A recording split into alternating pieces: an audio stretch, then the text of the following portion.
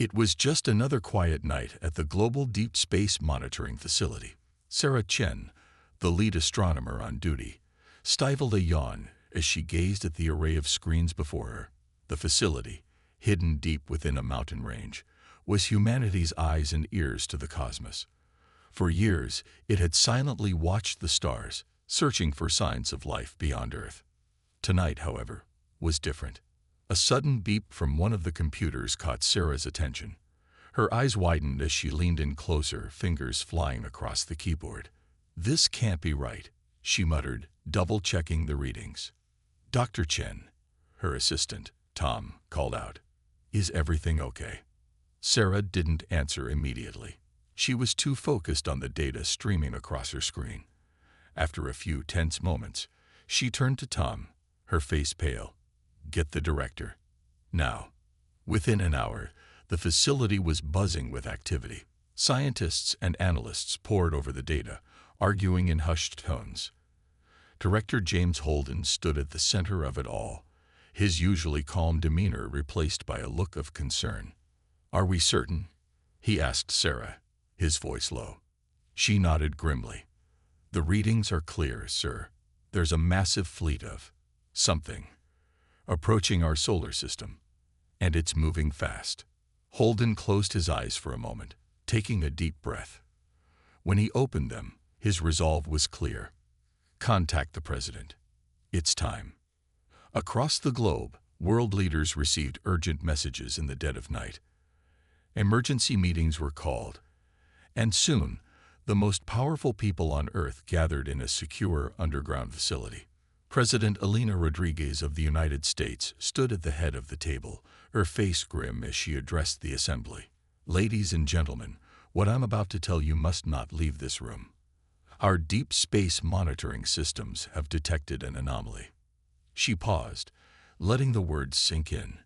"We have confirmed the presence of a vast fleet of what we believe to be alien ships approaching our solar system." The room erupted into chaos. Leaders shouted questions, demanded proof, or simply sat in stunned silence. President Rodriguez raised her hand, calling for order. "I know this is difficult to believe," she continued, "but the evidence is irrefutable. We are not alone in the universe, and it seems our first contact is imminent." The Chinese president, Lei Wei, spoke up. "What do we know about their intentions?" "At this point, nothing," Rodriguez admitted. "But given the size of the fleet, we must prepare for the possibility that they are not here for peaceful reasons." The room fell silent as the implications sank in. Humanity, for all its progress, was suddenly faced with a threat beyond anything they had ever imagined. "What do you propose?" asked the Russian president, his voice uncharacteristically subdued. Rodriguez looked around the room, meeting each leader's eyes. "We must unite. Our petty squabbles and national interests mean nothing in the face of this threat. We need to pool our resources, our best minds, and our military might."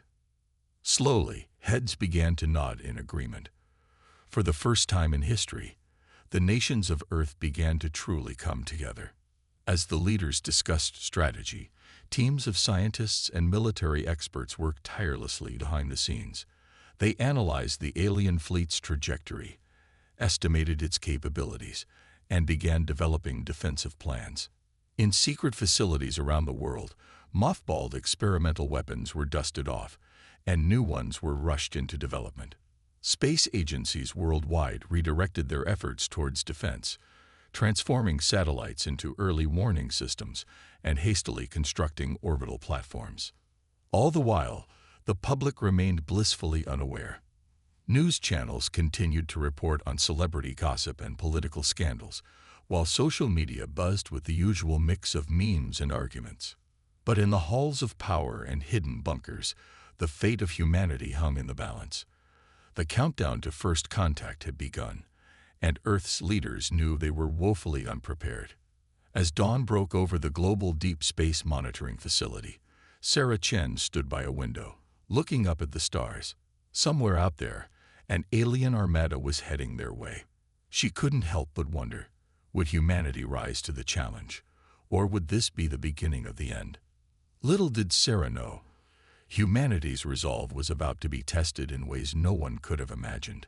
The Galactic Empire had set its sights on Earth, and the greatest chapter in human history was about to unfold. The day Earth had been preparing for finally arrived. A massive alien ship, dwarfing anything humanity had ever built, appeared in orbit. Its sudden presence sent shockwaves through the world's governments and military forces. General Maria Alvarez stood in the United Nations Emergency Command Center, her eyes fixed on the giant screen showing the alien vessel. "It's even bigger than we thought," she muttered. Next to her, Dr. Yuki Tanaka, the lead xenobiologist, nodded, and likely more advanced. "We're about to meet a civilization that's probably thousands of years ahead of us." President Rodriguez entered the room, flanked by other world leaders. Their faces were grim, but determined. "It's time," she announced. "The alien envoy has requested a meeting. We need to choose our delegation." After heated debate, a team was selected: President Rodriguez, General Alvarez, Dr. Tanaka, and representatives from China, Russia, and the European Union. They would be humanity's first ambassadors to an alien civilization. The meeting place was set, a neutral location in international waters. As the human delegation's helicopter approached the massive alien ship hovering above the ocean, tension filled the air. "Remember," President Rodriguez said to her team, "we represent all of humanity now. Our actions here could determine the fate of our entire species." A beam of light shot down from the alien ship, materializing into a sleek, translucent platform on the water's surface. The human delegation landed nearby and cautiously approached. From the alien ship, 3 tall, slender beings descended. Their skin shimmered with an otherworldly iridescence, and their large, almond-shaped eyes seemed to take in everything at once. Dr. Tanaka's breath caught in her throat. "Incredible," she whispered. The tallest alien stepped forward, its movements fluid and graceful. When it spoke, the words seemed to form directly in the humans' minds. "Greetings, people of Earth. We are the emissaries of the Galactic Empire. We have come to welcome you into our fold." President Rodriguez stepped forward, her voice steady. "We thank you for your greeting. We are honored to make first contact with your civilization. However, we must ask, what exactly do you mean by welcoming us into your fold?" The alien's expression remained unchanged, but there was a subtle shift in its tone. "Your world has been chosen to become part of the Galactic Empire. We will guide your development, integrate your society into ours, and elevate you to your rightful place among the stars." General Alvarez's eyes narrowed. "And if we choose to remain independent?" A moment of silence followed. The alien's eyes seemed to darken slightly. "Independence is not an option. The Empire's reach is vast, its will absolute. Resistance would be unwise." The human delegation exchanged worried glances. This was not the peaceful first contact they had hoped for. President Rodriguez straightened her back, her voice firm. "We appreciate your offer, but Earth is not a planet to be simply absorbed into an empire. We are a free world, with our own cultures, governments, and aspirations. We would be happy to establish diplomatic relations, to learn from each other, but we cannot accept assimilation." The alien's mental voice took on a colder tone. "You misunderstand. This is not an offer. It is the natural order of things. Lesser civilizations join the Empire, or they are made to join. Your cooperation would make the transition smoother, but it is not required." Tension filled the air as the two groups faced each other. The fate of Earth hung in the balance. General Alvarez stepped forward, her hand instinctively moving to where her sidearm would usually be. "We will defend our freedom, no matter the cost." The alien regarded her with what seemed like amusement. "Your primitive weapons would be useless against us. Do not force us to demonstrate our superiority." Dr. Tanaka, sensing the escalating tension, tried a different approach. "Surely a civilization as advanced as yours can see the value in diversity, in allowing cultures to develop naturally." The alien turned its gaze to her, Diversity is inefficient. The Empire brings order, progress, uniformity. These are gifts we offer you." President Rodriguez took a deep breath, knowing her next words could change the course of human history. "We respectfully decline your gifts. Earth chooses to remain free." The alien's eyes flashed with an unreadable emotion. "Very well. You have made your choice. The Empire will return, and you will learn the cost of defiance." With that, the aliens ascended back to their ship. As the human delegation watched, the massive vessel disappeared into the depths of space as quickly as it had appeared. The leaders looked at each other, the weight of what had just transpired heavy on their shoulders. They had stood up to the Galactic Empire, but at what cost? As they boarded their helicopter to return, President Rodriguez turned to her team. "We've just started a war we might not be able to win, but we'll be damned if we don't try." The helicopter lifted off, carrying with it the people who had just made the most momentous decision in human history. The battle for Earth's freedom was about to begin. In the days following the tense first contact, Earth was a hive of activity. Military bases buzzed with preparations, scientists worked around the clock, and world leaders engaged in endless strategy meetings. The planet was gearing up for a fight it knew it couldn't win, at least not with conventional means. In a top-secret facility deep beneath the Rocky Mountains, General Maria Alvarez paced back and forth. Around her, a team of the world's brightest minds huddled over computers and strange-looking devices. "We need something big," Alvarez said, her voice echoing in the cavernous room. "Something that will make the Empire think twice about attacking us." Dr. Yuki Tanaka looked up from a holographic display. "I think we might have something, General. It's risky, but it could work." Alvarez raised an eyebrow. "I'm listening." Tanaka gestured to the display. "We've been analyzing the data from the alien ship. Their technology is advanced, but it's not magic. We think we found a weakness in their defenses." The next few hours were filled with intense discussion as Tanaka and her team explained their plan. It was audacious, relying on a mix of cutting-edge human technology and theoretical physics that even most scientists would call impossible. As the meeting concluded, President Rodriguez, who had been listening silently, stood up. "Do it," she said simply. "Whatever resources you need, you'll have them." Over the next week, the planet's best engineers and scientists worked tirelessly. They built a device that, in theory, could disrupt the Empire's shielding technology. It was a long shot, but it was all they had. Finally, the day came to put their plan into action. At a secret launch facility, a sleek spacecraft stood ready. It wasn't large, barely big enough for two people, but it carried humanity's hopes. Captain James Chen, one of Earth's top pilots, climbed into the cockpit. Beside him, Dr. Tanaka strapped herself in, her face a mixture of excitement and fear. General Alvarez approached the ship for a final briefing. "Remember," she said, her voice tight with tension, "this is not an attack. We're delivering a message, a warning. Show them what we can do, then get out of there fast." Chen nodded grimly. "Understood, General. We won't let you down." As the spacecraft lifted off, hidden from the public eye, the world's leaders watched from their command centers.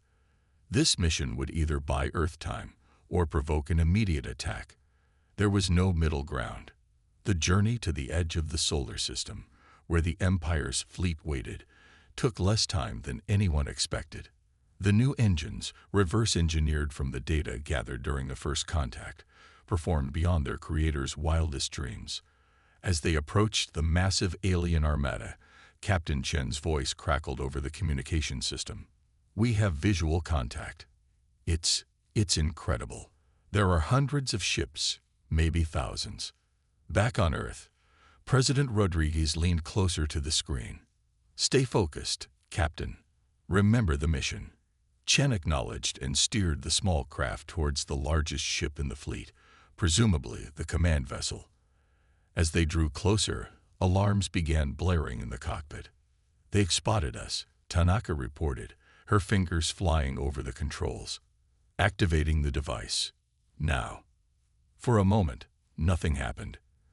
Then suddenly, the space around them seemed to ripple. The massive alien ships flickered, their sleek surfaces becoming momentarily transparent. Chen's voice was filled with awe. It's working. Their shields are down. On the command ship, chaos reigned. The aliens had never encountered a species that could penetrate their defenses so easily. Panic spread through the fleet as ship after ship reported shield failures. Seizing the moment, Chen opened a communication channel. His message was brief but powerful. Attention, Galactic Empire. This is Earth. You've seen a fraction of what we can do. We don't want war, but we will fight to remain free. This is your only warning. Leave Earth alone, or face the consequences. With that, Chen expertly piloted the craft away from the stunned alien fleet. As they raced back towards Earth, Tanaka couldn't help but laugh. "We did it," she exclaimed. "We actually did it." Chen allowed himself a small smile. Let's hope it's enough. As news of the mission's success spread across Earth, a wave of hope and pride swept the planet. For the first time since the Empire's arrival, people dared to believe they might have a chance. But in the back of everyone's minds, a question lingered. How would the Empire respond to humanity's defiance? The next move belonged to the aliens, and the fate of Earth hung in the balance. The tense wait for the Empire's response lasted 3 days. On the 4th morning, the sky lit up with an unnatural light. The Empire's attack had begun.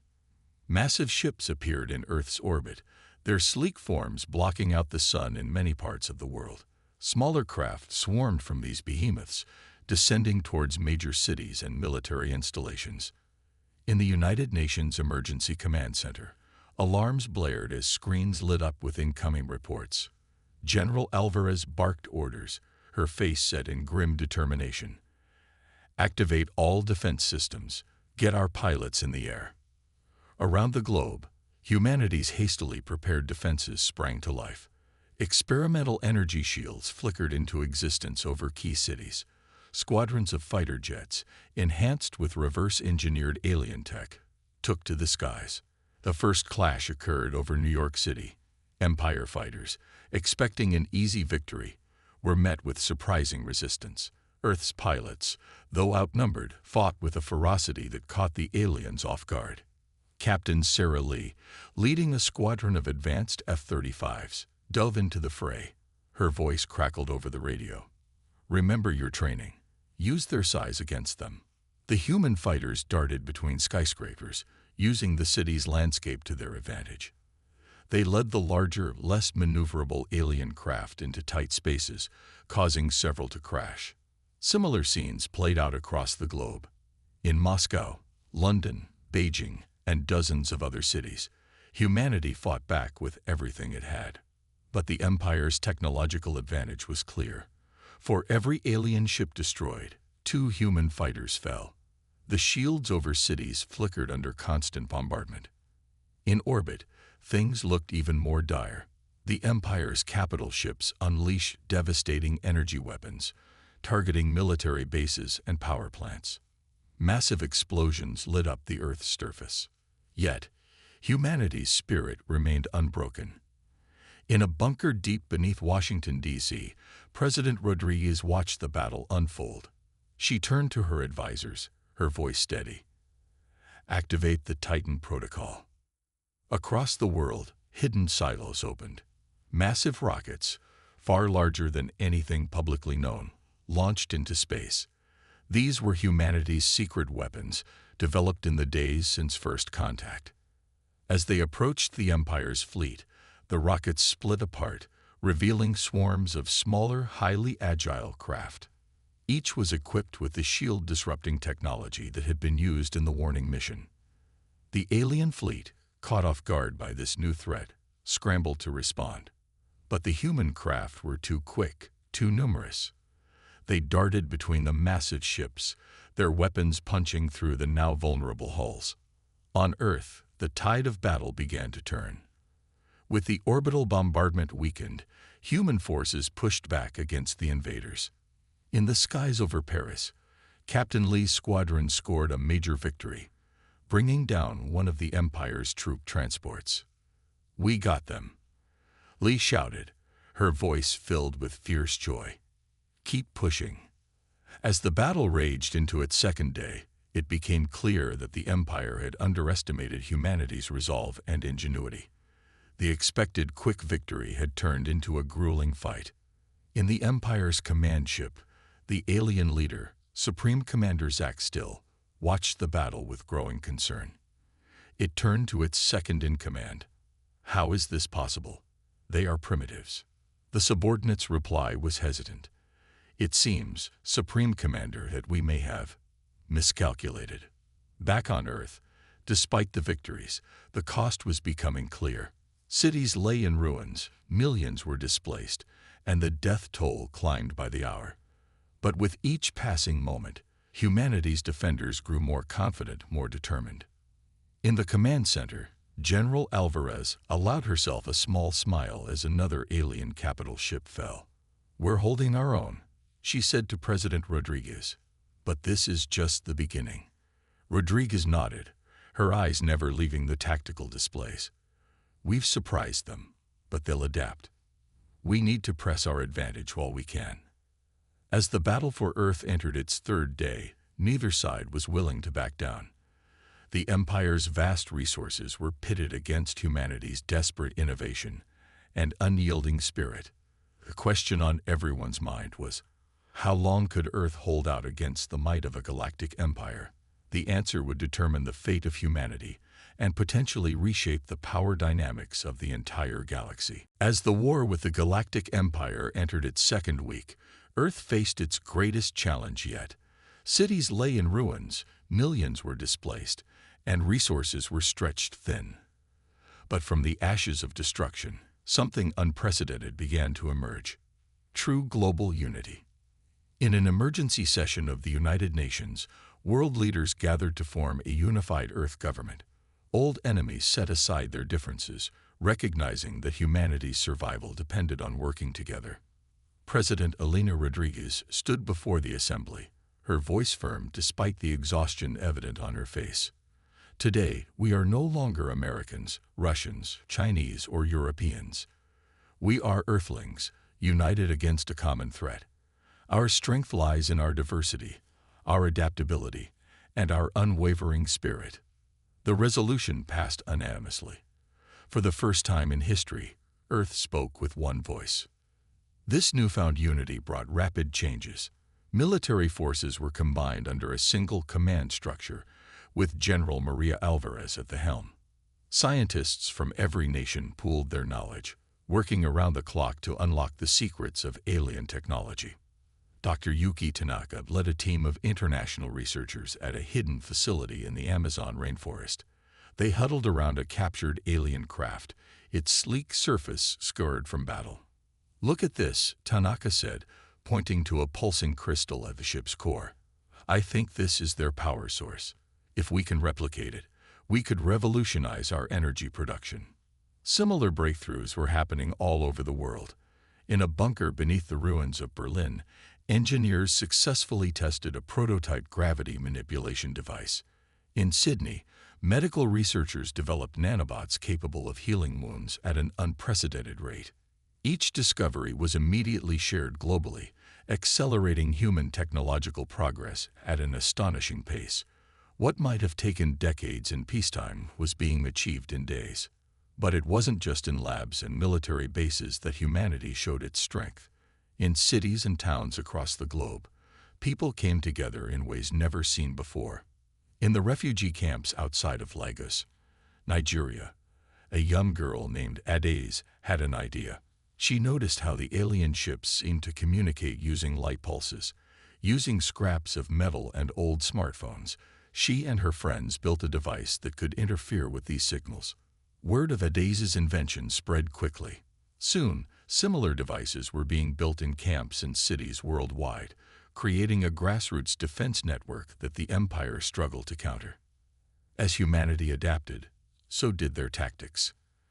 Captain James Chen, now leading Earth's space fleet, implemented guerrilla-style attacks that kept the Empire off balance. His ships would appear from hidden bases in the asteroid belt, strike quickly, and disappear before the aliens could respond.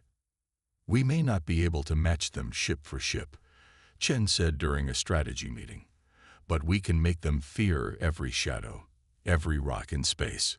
On the ground, the tide was slowly turning.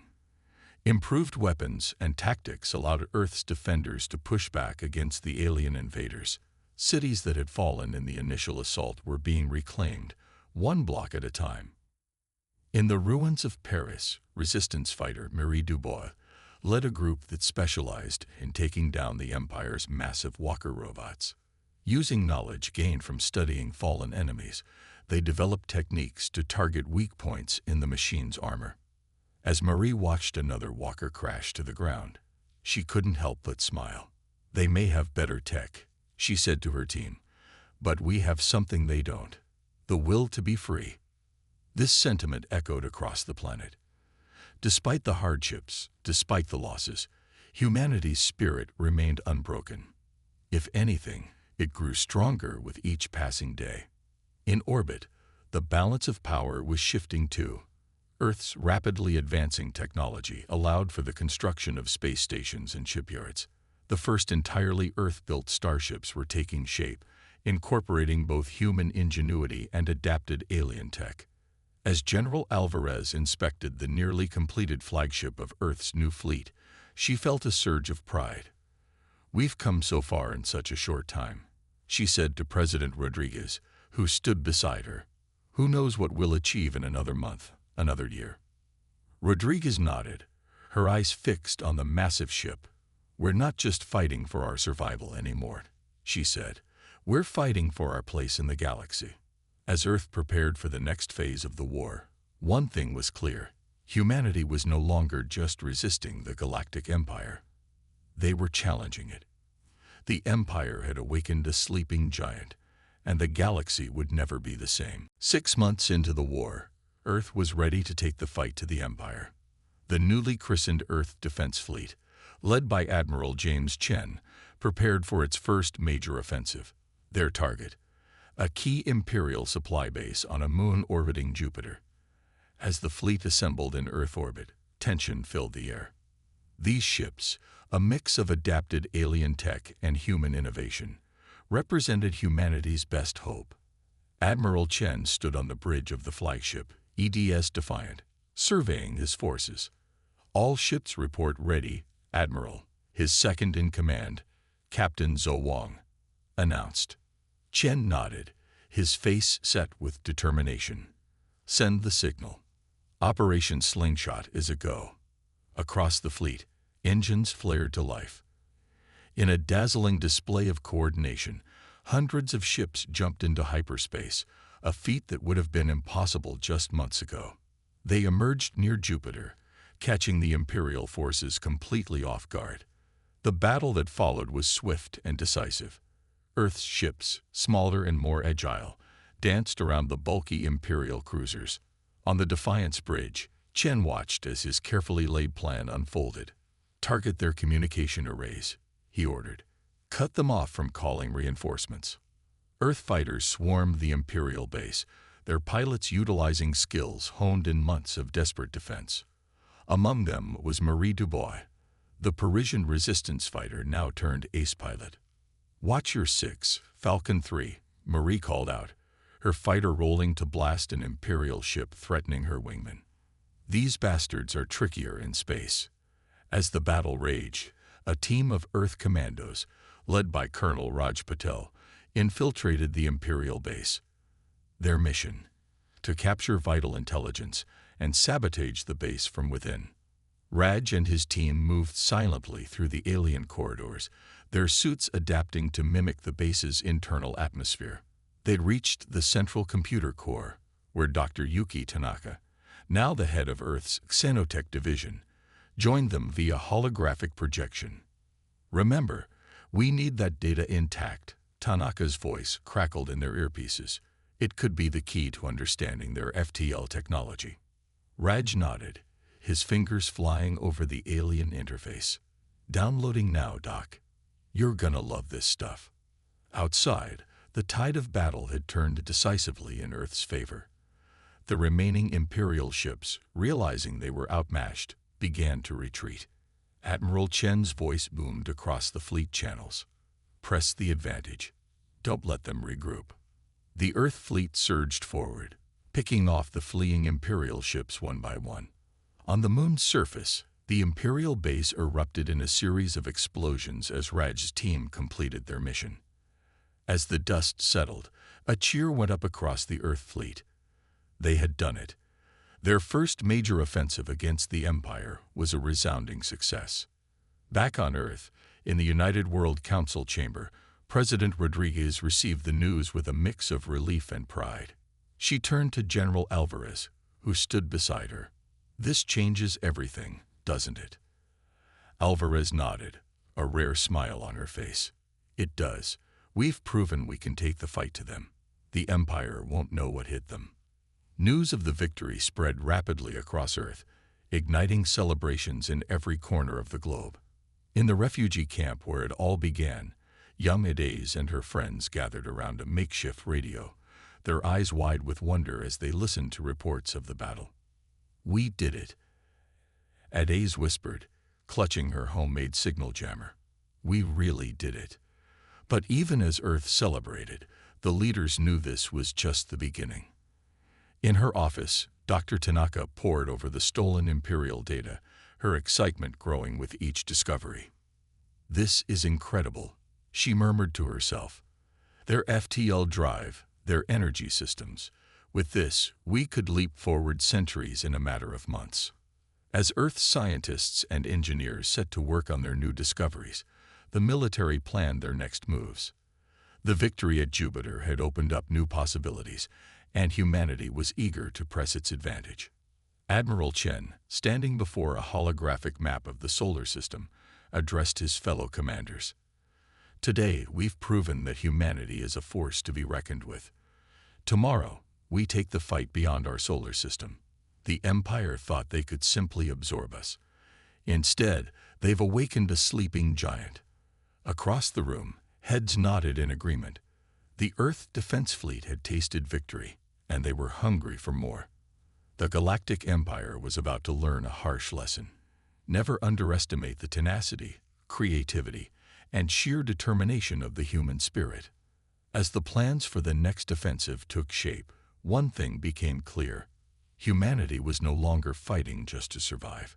They were fighting to thrive, to carve out their place among the stars. The galaxy would never be the same again.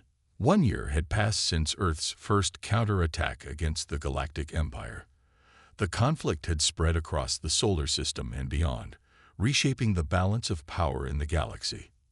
Earth, once considered a backwater planet, now stood at the center of a galactic upheaval. On the bridge of the EDS Defiant, Admiral James Chen gazed at the swirling colors of a nebula. His ship, along with a fleet of Earth vessels, had pushed deep into Imperial territory. They were no longer just defending. They were liberating worlds that had long suffered under the Empire's rule. "Admiral," Captain Zhou Wang called out, "we're receiving a transmission from Earth. It's President Rodriguez." Chen nodded, and a holographic image of Rodriguez appeared before him. Her face was tired but determined. "Admiral, the Imperial capital has requested a ceasefire. They want to negotiate." Chen's eyes widened in surprise. After all this time, they're finally ready to talk. Rodriguez nodded. "It seems our latest victories have finally convinced them that this war is unwinnable. We need you to return to Earth immediately for the peace talks." As the Earth fleet made its way home, news of the potential ceasefire spread like wildfire. On every liberated world, in every refugee camp, people dared to hope that peace might finally be within reach. In Paris, now largely rebuilt, Marie Dubois sat in a cafe with her fellow pilots. "Do you think it's really over?" she asked, her voice a mix of hope and disbelief. Her wingman, Carlos, shrugged. "Who knows? But whatever happens, we've shown the galaxy what humans are made of." Back on Earth, preparations for the peace talks were in full swing. The United World Council chamber had been transformed into a neutral ground for the negotiations. Representatives from Earth stood on one side, while the Imperial delegation, looking far less confident than they had a year ago, stood on the other. President Rodriguez stepped forward to address the assembly. A year ago, your empire came to our world, thinking to absorb us into your realm without a fight. Today, you come seeking peace. We have all paid a heavy price for this conflict, but from it, a new order must emerge, one of mutual respect and cooperation. The Supreme Commander of the Imperial Forces, Zaxtil, spoke next. Its voice was subdued, a far cry from the arrogance of their first encounter. We underestimated your species, your adaptability, your ingenuity, your sheer determination. These are qualities we fail to appreciate. We seek not just an end to hostilities, but a new beginning. As the negotiations progressed, Dr. Yuki Tanaka and her team worked tirelessly behind the scenes. The technological leaps made during the war had opened up new possibilities not just for Earth, but for the galaxy as a whole. Our advancements in FTL travel and energy production could revolutionize life across the galaxy, Tanaka explained to the Council. We have an opportunity here to build something greater than either of our civilizations could achieve alone. The peace talks lasted for days, with heated debates and tense moments. But slowly, a new vision for the galaxy began to take shape. Earth would not join the Empire, but neither would the Empire be dismantled. Instead, a galactic council would be formed, with Earth as a founding member. As the final documents were signed, a cheer went up from the crowds gathered outside. The war was over. A new era had begun. In the refugee camp where it all started, Adaze, now a promising young engineer, watched the proceedings on a large screen with her community. Tears of joy streamed down her face as she realized the full impact of what they had achieved. "We did it," she whispered, echoing her words from a year ago. "We really did it." Across the galaxy, worlds that had known only imperial rule for millennia watched in awe as news of the peace spread. Earth, the planet that had defied an empire, was now helping to reshape the galaxy. As the Earth delegation left the council chambers, General Alvarez turned to President Rodriguez. "So what's next for us?" Rodriguez smiled, her eyes fixed on the stars visible through the window. Now we explore. We learn. We grow. The galaxy's a big place, Maria, and humanity's just getting started." As night fell on Earth, people everywhere looked up at the sky with new eyes. The stars were no longer distant, unreachable points of light. They were destinations, full of possibilities and challenges. Humanity had faced its greatest test and emerged stronger than ever.